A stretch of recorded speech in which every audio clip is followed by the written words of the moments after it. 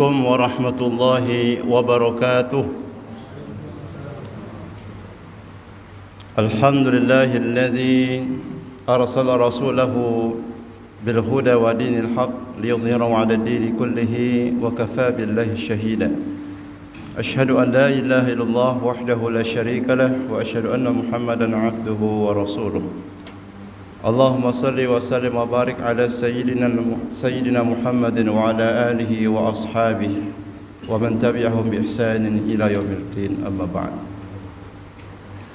قال الله تعالى في كتابه الكريم: أعوذ بالله من الشيطان الرجيم. قالوا طائركم معكم. الآية. Ma'asyiral muslimin, Bapak Ibu jamaah salat maghrib musalla Miftahul Jannah yang Allah muliakan. Alhamdulillah, mari kita senantiasa bersyukur kepada Allah Subhanahu wa taala yang sampai saat ini masih memberikan waktu kepada kita semuanya. Mudah-mudahan makin hari, makin waktu ke waktu kita semakin diberikan kekuatan dan juga diberikan oleh Allah istiqomah untuk memanfaatkan sisa-sisa waktu yang Allah berikan kepada kita dalam rangka untuk beramal soleh. Selanjutnya salawat dan salam selalu tercurahkan kepada baginda kita Nabi besar Muhammad SAW, keluarga, para sahabat dan kepada kita semua umatnya. Ma'asyiral muslimin, Bapak Ibu jamaah yang Allah Subhanahu wa taala muliakan, tema kajian kita pada kesempatan ini adalah tentang salah satu tema yang sangat penting dalam masalah akidah, yaitu tatayur. Bab ma ja'a fi tatayur, yaitu bab tentang at-tatayur. Tatayur dalam bahasa Arab artinya adalah anggapan siang atau mempersepsikan sesuatu yang dilihat atau yang didengar atau yang diyakini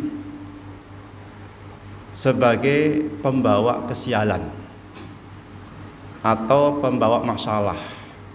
Ya, itu disebut dalam bahasa atau dalam istilah ilmu akidah dengan tatayur. Dengan tatayur. Allah Subhanahu wa taala berfirman dalam surah Yasin ayat 19, qalu ta'irukum ma'akum. Qalu ta'irukum ma'akum. Mereka berkata, yaitu mereka di sini artinya adalah para nabi. Para nabi mereka berkata kepada kaumnya, sesungguhnya nasib sial kalian disebabkan oleh perbuatan kalian sendiri.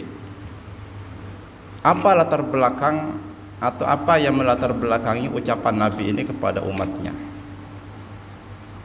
Ucapan nabi ini dilatar belakangi oleh kaumnya yang menuduh para nabi yang mengajak mereka menyembah kepada Allah, yang menuduh para nabi yang mengajak mereka menyembah kepada Allah sebagai para pembawa kesialan, sebagai orang-orang yang membawa masalah. Padahal apa? Padahal nabi mereka hanya menyeru mereka untuk beribadah kepada Allah, hanya berdakwah, bukan membawa masalah. Sama seperti sekarang, sebagian kaum muslimin berdakwah mengajak kepada akidah, mengajak untuk memurnikan akidah, memurnikan ibadah, agar betul-betul ibadah kita ini murni, bersih, suci dari segala sesuatu yang menghalangi diterimanya ibadah. Tapi yang terjadi kemudian mereka dituduh sebagai pembawa masalah. Atau seperti Nabi sallallahu alaihi wasallam, Nabi kita, ketika beliau diutus untuk menyeru orang-orang Mekah menyembah kepada Allah, meninggalkan berhala Lata, Uzat, Manat, Hubal, meninggalkan patung-patung yang mereka bikin lalu mereka sembah. Nabi dituduh oleh mereka sebagai pemecah belah, sebagai pembawa masalah. Demikian pula dengan para nabi sebelum beliau. Mereka itu dituduh oleh kaumnya sendiri sebagai pembawa masalah. Maka dijawab oleh para nabi itu, qalu ta'irukum ma'akum. Mereka mengatakan masalah kesialan yang kalian alami itu disebabkan oleh perbuatan kalian sendiri. Apa itu perbuatan? Karena kalian menolak diajak kepada Allah. Kalian ketika diajak justru kalian semakin menjadi-jadi dalam bermaksiat. Ketika kalian diperintahkan untuk meninggalkan maksiat, justru bukan malah meninggalkan maksiat, tapi semakin menentang dengan semakin menampakkan kemaksiatan lebih jelas, lebih terang-terangan lagi.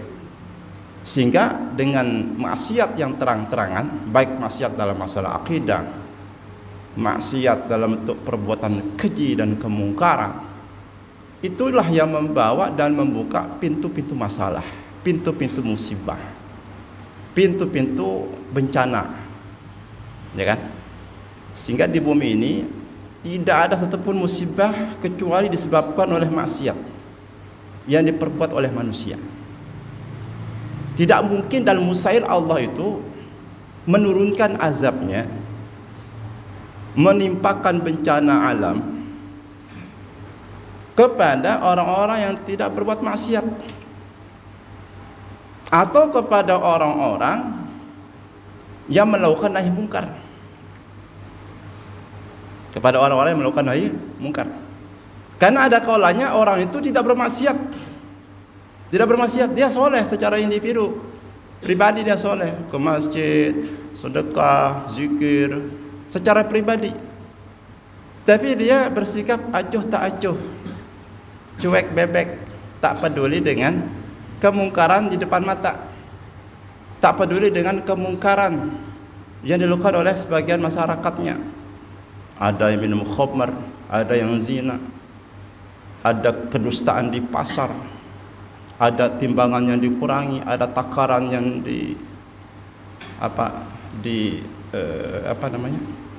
menipu dan sebagainya. Maka meskipun dia itu tidak melakukan maksiat, tetap dia akan dikenakan bencana. Artinya dia akan terkena dampak daripada bencana yang turun, disebabkan karena dia meninggalkan kewajiban nahi mungkar. Nahi mungkar ini suatu kewajiban. Maka Allah berfirman dalam surah Al-Anfal, "Wattaqu fitnatan la tusibanna alladziina zalamu minkum khassah." Itu jelas sekali ayat. Kamu mesti takut kepada musibah bencana yang tidak hanya menimpa orang-orang yang berbuat maksiat di antara kamu, tapi juga menimpa orang-orang soleh. Orang-orang soleh juga akan terkena dampak daripada musibah tersebut. Ada musibah banjir, ada gunung meletus, ada erupsi, ada gempa, ada tsunami, ada longsor, ada hujan lebat yang bisa menghanyutkan dan merusak, memporak-porandakan perumahan. Bahkan ada tanah yang menghanyutkan sampai ratusan meter rumah-rumah. Bahkan ada yang membenamkan penduduk bumi, ya kan? Seperti yang terjadi di suatu daerah di beberapa tahun yang lalu. Macam-macam musibah. Penyebabnya cuma satu, maksiat. Apa dalilnya penyebabnya adalah maksiat? Firman Allah Ta'ala, lupa surat apa? Ma asaba min musibatin fabima kasabat aydikum wa ya'fu an katsir.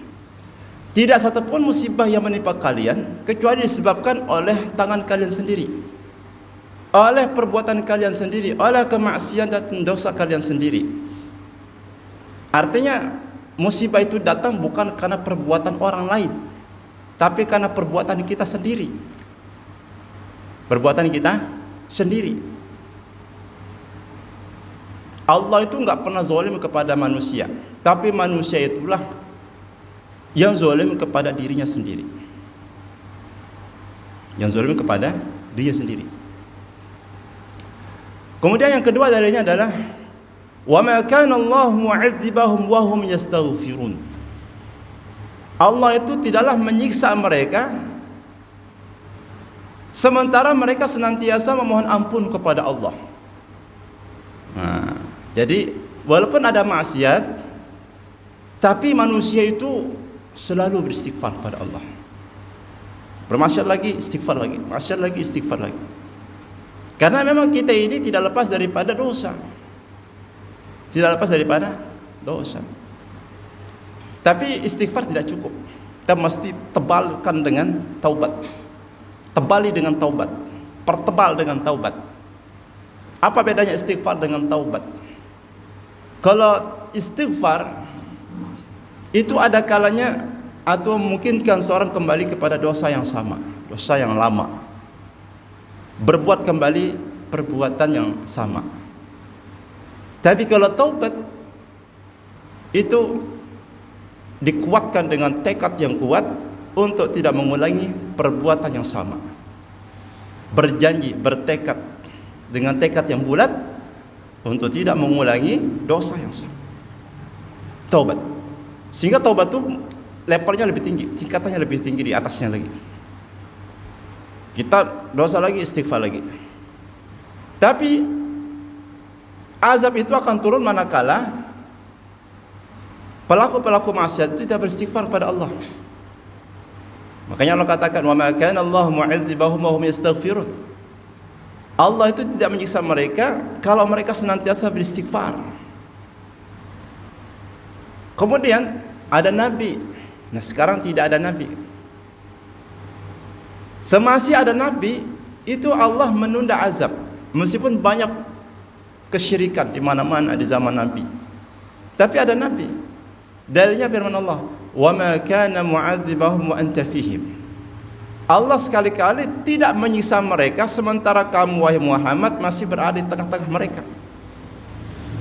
Jadi keberadaan Nabi Muhammad SAW menjadi penghalang turunnya azab. Nah, sekarang Nabi kita sudah wafat 1500 tahun yang lalu hampir. Tinggal satu lagi senjata kita, yaitu beristighfar. Beristighfar pada Allah Ta'ala. Kalau tidak beristighfar, maka turun azab bencana. Atau kalau tidak beristighfar, cara lain adalah melaksanakan kewajiban nahi mungkar, memberikan nasihat. Nahi mungkar ini ada 3 tahapan. Kata Rasulullah SAW, "Man ra'a minkum munkaran falyughayyirhu biyadihi, fa illam yastati' fa bilisanihi, fa illam yastati' fa biqalbihi, wa dzalika dha'ful iman." Siapa saja di antara kamu yang melihat kemungkaran, yang mengetahui adanya kemungkaran di sebuah tempat, ya kan? Siapa saja, entah itu polisi, entah itu warga biasa, entah itu pejabat, entah itu pemimpin atau masyarakat biasa umum, terserah siapa saja. Yang tahu maksiat, falyughayyirhu bi yadihi. Hendaknya dia mencegah dengan tangannya, dengan kekuatannya. Ulun bupati bikin peraturan, tidak boleh ada khamr, tidak boleh ada SK misalnya, tidak ada boleh remang-remang. Warga biasa nggak bisa. Begitu dia bikin aturan, selesai. Fa'ilam yastati', ya kan? Kalau dia nggak bisa, fabi lisani, dengan lisan, dengan nasihat yang baik. Kalau nggak bisa juga dengan hati. Nah, kita kebagian hati dan lisan.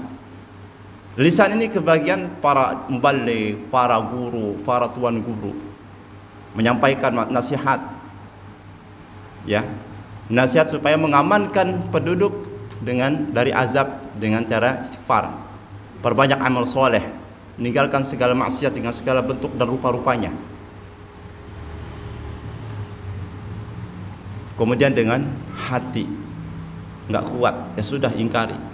Dan itu adalah selemah-lemahnya iman. Mesti ada yang mengingkari dalam hati kita. Hati kita mesti mengingkari, bukan membiarkan. Oh, biar aja dah, lumayan lah bagi mereka yang kada bisa usaha buat pemasukan keluarga, ya itu namanya ikut-ikutan, mendukung, mensupport, bukan. Jamaah Allah muliakan, maka musibah kemalangan sebagaimana dikatakan Allah di ayat itu disebabkan karena mereka menolak dakwah yang disampaikan para nabi, atau disebabkan mereka menolak dakwah yang disampaikan para pewaris nabi. Siapa itu pewaris nabi? Para ulama. Al ulama warathul anbiya.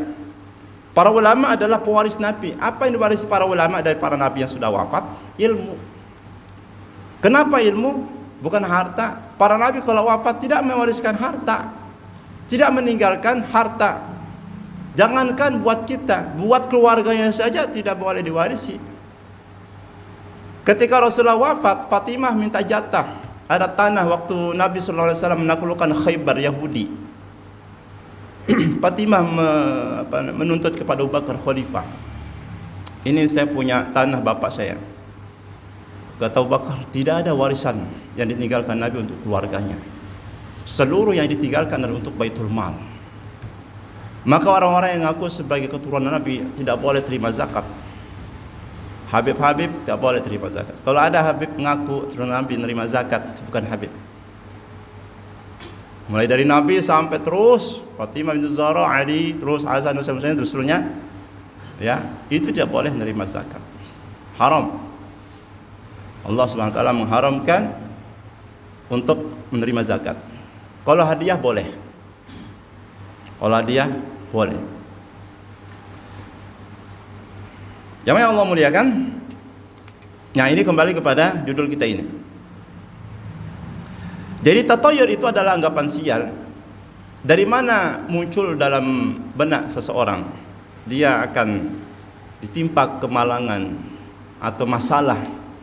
Contoh misalkan di tempat kita, ada orang yang mau buka usaha, kemudian di tempat tersebut, ya kan, tersebar satu keyakinan atau mitos atau khurafat bahwa tempat itu kada payuk, kena, jangan di sini, cari lain.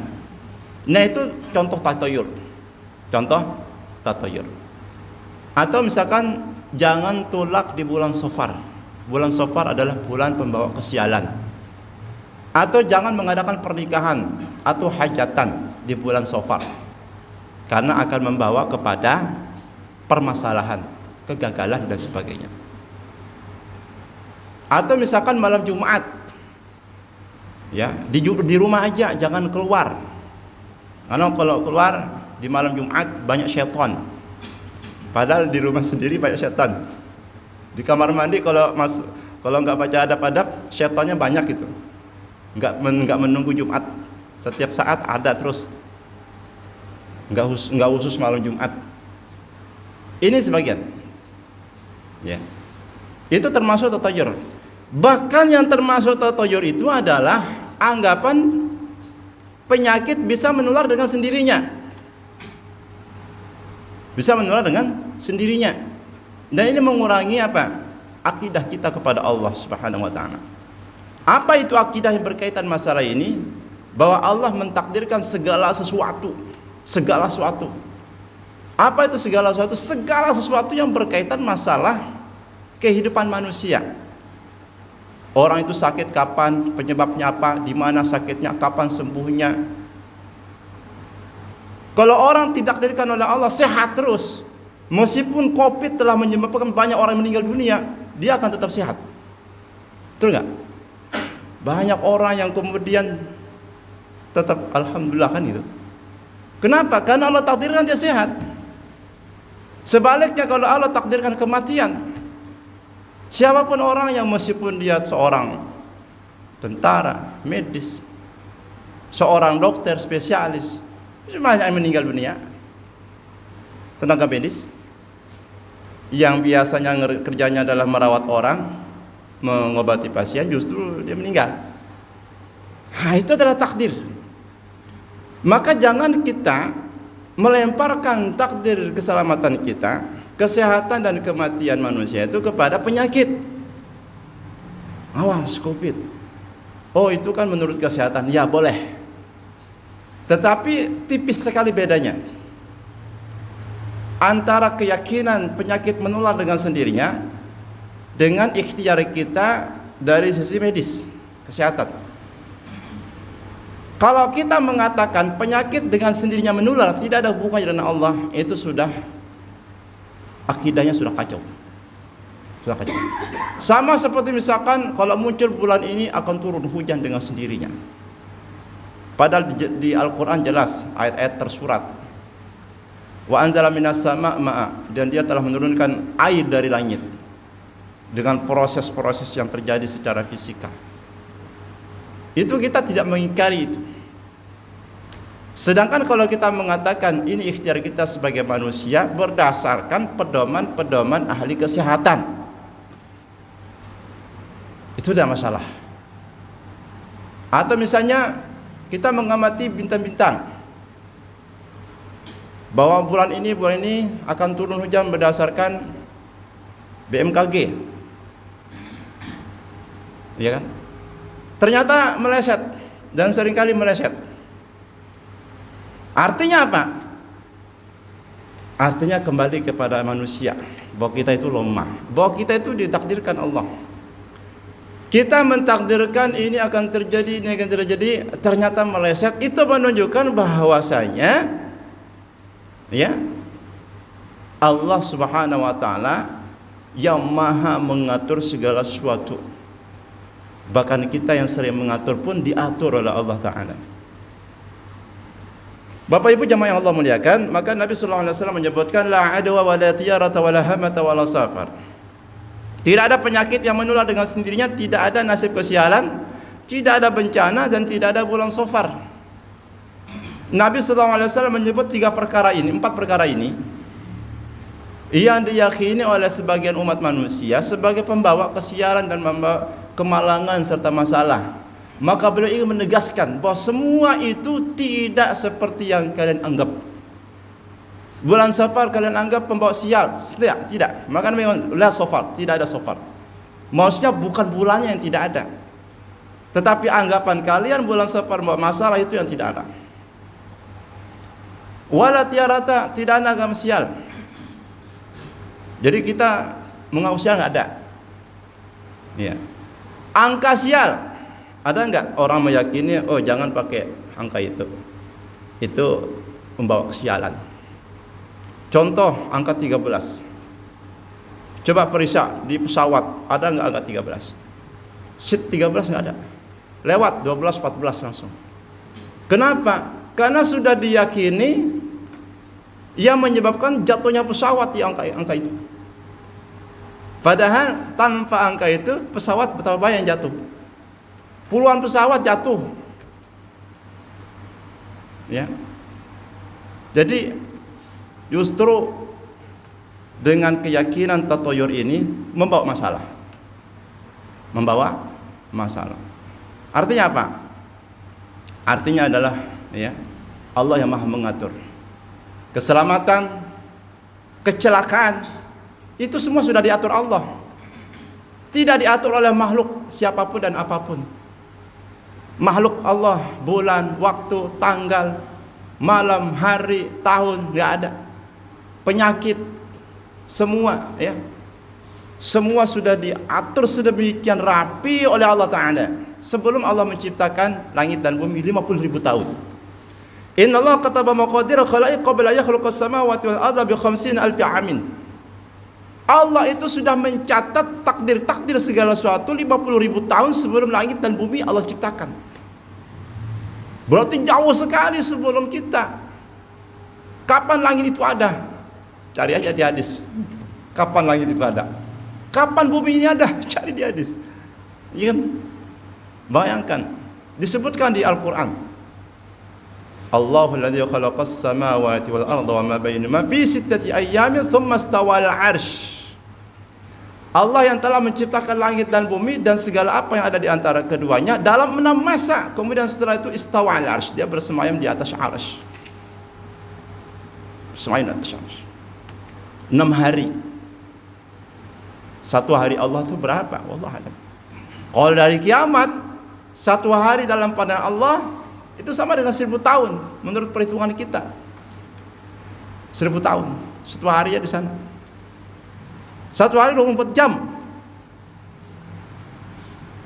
Kalau kita umurnya 60 tahun, kita hidup 1,5 jam aja. 1,5 jam ini kita hidup. Ini kan? Sehingga sisa waktu kita ini tinggal nunggu giliran. Udah pasti kita akan sampai pada titik itu. Entah kapan, wallahu a'lam. Artinya apa? Segala sesuatu sudah ditakdirkan Allah, tinggal bagaimana mempersiapkan yang terbaik untuk menghadap kepada Allah Subhanahu wa taala. Jangan sampai penyesalan yang tidak berguna terjadi kita alami. Karena Allah mengatakan, yauma la yanfa'u malun wala banun illa man atallaha biqalbin salim. Ingatlah pada hari tidak bermanfaat anak dan harta.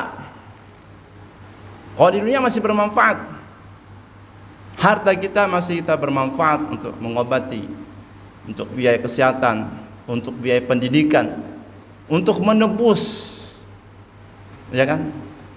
Atau membayar atau menyogok. Jangan dipenjarakan 10 tahun nih, ada duit 1 miliar. Oh nggih, pian setahun aja lah. Bisa bermanfaat. Tapi apakah akan bermanfaat di hari kiamat? Tidak. Bahkan orang kafir Allah katakan dalam Al-Quran, mereka ingin membebaskan diri mereka dengan 10 bumi dari azab Allah di hari kiamat nanti. Siapa yang punya 10 bumi? Nggak ada. Sampai hari ini pun orang yang terkaya nggak mampu membeli 1 negara. Haji Sam nggak bisa beli 1 Kalimantan. Bagaimana yang punya 10 bumi? Nggak bisa. Kalaupun punya nggak akan bisa, nggak diterima oleh Allah Ta'ala. Kenapa? Terlalu mahal surga bagi Allah dibeli dengan dunia dengan segala isi-isinya. Makanya Nabi katakan, raq'atul fajri khair minad dunya wa ma fiha. Habisin waktumu 10 menit kada sampai 2 rakaat. Salat sunnah sebelum salat subuh itu lebih baik daripada dunia dengan segala isi-isinya. Tapi semua ini enggak kelihatan sekarang. Inilah ujian. Ya kalau kelihatan namanya bocor. Bocor halus. Kan ada ujian. Ya kan? Ada enggak guru kasih bocoran nih jawabannya? Itu bukan ujian namanya, nyontek. Dikasih ujian.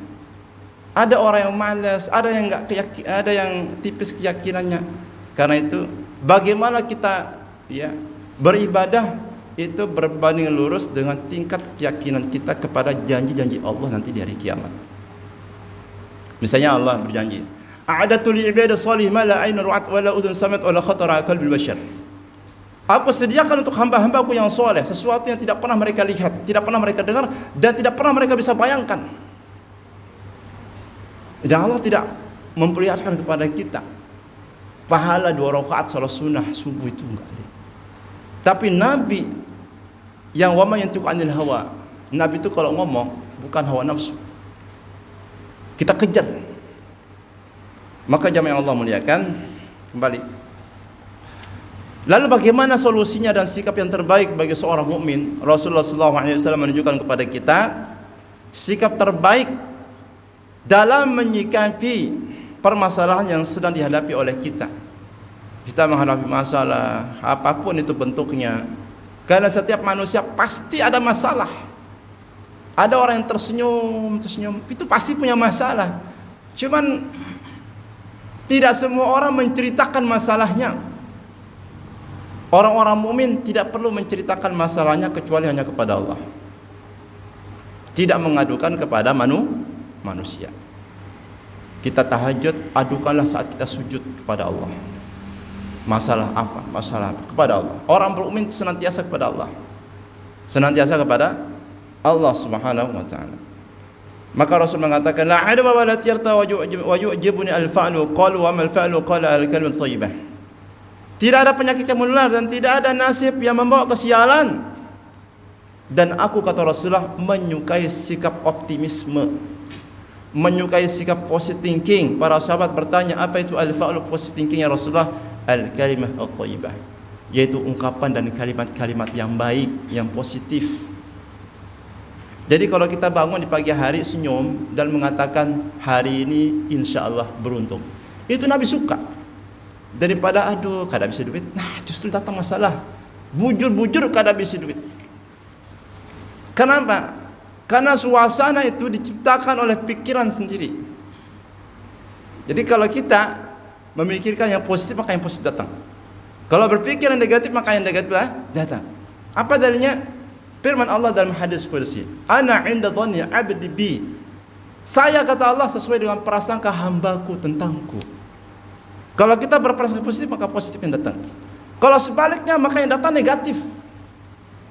Hari yang sangat indah, maka akan datang yang positif. Maka Nabi sallallahu alaihi wasallam itu menganjurkan zikir pagi dan petang. Nah, di antara zikir pagi itu disebutkan asbahna asbahna wa asbahal mulku lillah walhamdulillah. Kami sudah masuk di waktu pagi, alhamdulillah. Jadi itu adalah kalimat thayyibah. Ya. Misalkan lagi ada orang menjenguk kita ya, kita lagi sakit. Yang jenguk kita ini teman kita sehat, badannya bagus. Kita lagi sakit. Wah, saya insya Allah akan sehat seperti dia. Itu termasuk yang disukai oleh Nabi. Disukai oleh Nabi. Tapi jangan pula kita ini mentang-mentang lagi sehat, ya kan? Di depan orang sakit kita berlagak sana sini. Itu tidak adab. Ya kan? Maka kepada orang sakit justru kita mendoakan. Jangan kita menampakkan kekuatan kita di depan orang sakit. Karena enggak semua orang sakit itu bisa mengambil pikiran positif. Lebih banyak bahkan yang langsung drop. Dan itu sebagian besar yang seperti itu. Kemudian yang berikutnya kata Rasulullah SAW, apa ya sikap terbaik yang mesti kita ambil saat kita menghadapi masalah ini? Zukirat ya roh inda Rasulullah SAW. Disebutkan di samping Nabi SAW tentang nasib yang sial. Beliau pun menanggapi apa? Ahsanu al-fa'lu. Yang terbaik adalah al-fa'lu, sikap optimisme. Misalkan kita datang sama teman kita, ulun tadi melihat di atas atap rumah pian ada burung hitam, burung gagak. Nah, berhati-hatilah. Sana, berhati-hatilah malam inilah. Ya kan?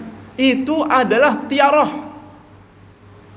Kita yang tahu hukumnya setelah ini mengatakan tidak. Itu pertanda rahmat Allah. Itu adalah al-fa'lu. Contoh al-fa'lu. Ya, contoh optimisme. Atau kita mengabaikan. Kalau kita nggak bisa mengucapkan kalimat-kalimat yang positif, kita abaikan apapun yang dikatakan orang. Karena ada kalanya orang itu pikirannya lemah, merasuk dia pikiran yang jahat. Masuk dia terima pikiran-pikiran negatif dalam hatinya. Sehingga dia mempengaruhi seluruh pikirannya, hatinya, suasana hidupnya, nggak tenang akhirnya. Seperti yang dialami oleh sebagian di tanah di Indonesia ini. Ada orang yang kalau lewat malam Jumat Kliwon, itu takut sekali. Ada orang kalau ngeliat burung hantu, wah ada apa gitu ya. Kayaknya ada yang meninggal, ya kan? Jadi ada yang seperti itu. Maka kita abaikan khurafat ataupun tatayur ini. Maka kalau sudah seperti itu, Rasulullah selanjutnya mengatakan wala taruddu musliman. Jangan sampai ya apa yang dilihat, apa yang didengar tentang yang bisa menimbulkan khurafat tatayur ini kemudian membuat kita itu tidak jadi melakukan rencana kita. Jangan sampai. Kalau kata Rasulullah, kamu melihat sesuatu yang kamu enggak sukai, hendaknya dia membaca doa. Allahumma la ya'ti bil hasanat illa anta. Ya Allah, tidak ada yang dapat mendatangkan kebaikan kecuali Engkau. Wala yadfa'u sayyi'at illa anta. Dan tidak ada menolak keburukan dan bencana kecuali Engkau. Wala haula wala quwwata illa bika. Dan tidak ada daya dan kekuatan kecuali dari Engkau. La haula wala quwwata illa billah. Ini ucapan terbaik. Kita melihat sesuatu yang kita takuti, kita baca la haula wala quwwata illa billah. Kita melihat dan kita takut, kita baca ini. Kita melihat bencana, kita baca ini. Kita melihat berita-berita tentang nauzubillah pembunuhan, kasus kekerasan, ya kan? Tindakan-tindakan kriminal, anarkis, macam-macam, huru-hara. Kita baca la haula wala quwwata illa billah. Tidak ada daya dan kekuatan kecuali dari Allah Subhanahu wa ta'ala. Kemudian jemaah yang Allah muliakan, bagaimana hukumnya tatayur ini? Tatayur ini hukumnya dalam akidah adalah syirkun, disebutkan dalam hadis Nabi sallallahu alaihi wasallam yang diriwayatkan oleh Abu Dawud. Atiyaratu asyirkun, atiyaratu syirkun wa ma minna illa walakin Allah yudhibu bitawakkul. Tiara itu syirik, tiara itu syirik. Nabi katakan 2 kali. Bersikap nasib sial itu syirik. Beranggapan nasib sial itu syirik. Beranggapan akan datang kesialan, akan datang masalah itu adalah kesyirikan. Kenapa dikatakan syirik? Karena dia meyakini ada suatu selain Allah yang bisa mendatangkan bahaya. Enggak ada yang mendatangkan bahaya. Tadi dikatakan wala yatil hasanat illa anta wala yadfa'u sayyi'at illa anta. Tidak ada yang mendatangkan kebaikan kecuali Allah, dan tidak ada yang menolak keburukan kecuali Allah Subhanahu wa taala. Maka jelaslah dikatakan syirik. Karena apa? Karena dia melemparkan kekuatan itu kepada makhluk. Maka Nabi katakan syirik 2 kali di sini. Wa ma minna illa, dan tidak satupun di antara kita kecuali orang itu bisa terserang dengan penyakit ini. Sedikit besarnya, sedikit kecilnya, itu bisa terserang dengan penyakit ini. Perasaan, firasatnya pasti ada itu. Ya kan? Tergantung bagaimana keyakinan. Makin tinggi keyakinan kepada Allah, makin tiada. Tapi makin tipis keyakinan kepada Allah, sebagaimana terjadi di saudara-saudara kita di sebuah daerah, kita nggak perlu sebutkan di sini, maka itu semakin tebal firasatnya itu. Ya. Melihat bulan tertentu, angka tertentu, atau apalah gejala-gejala alam, ya, itu makin tebal khurafatnya. Walakin Allah itu bertawakal. Tapi anggapan sial itu Allah hilangkan dengan sikap tawakal kita kepada Allah. Kalau kita tawakal, hilang itu tawakal. Maka tiarah ini itu penyakit yang menggerogoti tawakal kita kepada Allah. Sebaliknya tawakal ini adalah obat yang mengatasi penyakit tiarah. Makanya tawakal dalam segala urusan. Tawakal dalam segala urusan. Dalam segala urusan. Dalam urusan kesehatan, ya kan? Oh, ulun hendak merawat pasien. Pasien tawakal Pak lah. Ulun ini manusia juga, sama lawan pian. Hanya berikhtiar, selebihnya serahkan kepada Allah. Berdoa pian banyak-banyak. Tawakal pada Allah. Itu adalah obat yang pertama sebelum pian datang ke sini. Tawakal dulu. Tawakal, sabar, doa. Ada yang begitu. Ada seorang perempuan tersingkap auratnya karena dia penyakit epilepsi di hadapan Nabi sallallahu alaihi wasallam. Maka dia berkata, "Ya Rasulullah, doakan saya. Doakan saya dari penyakit ini ya Rasul, supaya saya sembuh dari penyakit epilepsi." Apa kata Rasul? "Kalau mau saya doakan, kamu pasti sembuh." Pasti doa Nabi itu langsung terkabul sedetik itu juga. Tapi kalau mau pilihan kedua dan ini yang terbaik, kamu bersabar. Dan itu lebih baik. Lalu kata perempuan ini, "Kalau gitu ya Rasul, doakan supaya ketika saya mengalami penyakit epilepsi ini, aurat saya tidak terbuka." Maka setelah itu dia mungkin mengalami, tapi auratnya nggak terbuka. Karena penyakit ini membuat orang tidak sadar. Artinya apa? Sabar itu meskipun kita boleh berdoa, itu bisa menggugurkan dosa-dosa kita. Seperti karat besi yang hilang dipanasi oleh api. Ada besi yang karatan itu hilang dengan apa? Dibakar. Seakan-akan apa? Penyakit itu membakar habis, mengikis dosa-dosa kita. Maka kita bersyukur kalau sakit, alhamdulillah. Jangan bos, cepat sembuh. Aduh, cepat sembuh ya. Maka dosanya masih banyak. Makin lama sakitnya, makin banyak dosanya yang terhapuskan. Tapi mudah-mudahan kita sehat walafiat, ya kan? Karena ada cara-cara, ya, minta sehat, minta doa, minta ampunan kepada Allah Taala. Tapi ada dosa yang memang harus dengan cara sakit. Ada dosa yang dihapuskan dengan cara sakit. Dengan cara sakit. Bahkan ada dosa yang harus dihapuskan dengan cara kematian. Dengan cara kematian. Dan itulah yang disebutkan dalam satu riwayat bahwa ya cukuplah kata Rasulullah itu surga itu dibeli oleh orang beriman dengan di bawah naungan kilatan pedang. Di bawah naungan kilatan pedang. Itu fitnah bagi orang mukmin cuma sekali, yang paling kejam. Jadi sebentar aja itu. Kayak ibarat orang disuntik sebentar, sekian detik selesai. Atau dioperasi hitungan 1, 2, 3, 4 selesai, nggak sadar. Atau misalkan habis operasi dia mungkin recovery satu hari, 2-3 hari, selesai. Habis itu dia kembali. Tapi di akhirat sana, ya, tidak ada yang namanya siksaan yang menyebabkan kematian. La yamutu fiha wa la yahya. Siksaan api neraka tidak menyebabkan penghuninya mati dengan siksaan tersebut. Tapi di sini orang disiksa mati bisa, ya kan? Makanya itulah yang paling mengerikan. Sekarang kenapa kita sebut ini? Supaya kita itu ya bisa berlapang dada ketika menghadapi masalah-masalah. Karena dunia ini sebentar. Masalah yang sebentar, nikmatnya pun juga sebentar. Nikmat sebentar, ya, nikmat yang ada jangan membuat kita kemudian terlampau menikmati dan bersenang-senang. Masalah yang ada jangan sampai membuat kita kemudian berputus asa dengan nikmat akhirat nanti. Inilah yang bisa disampaikan mengenai tiarah ini. Mudah-mudahan Allah semakin mengokohkan iman kita, tawakal kita kepada Allah Subhanahu wa taala, dan sikap yang terbaik adalah tawakal kepada Allah Subhanahu wa taala, menyerahkan segala urusan kepadanya. Amin rabbal alamin.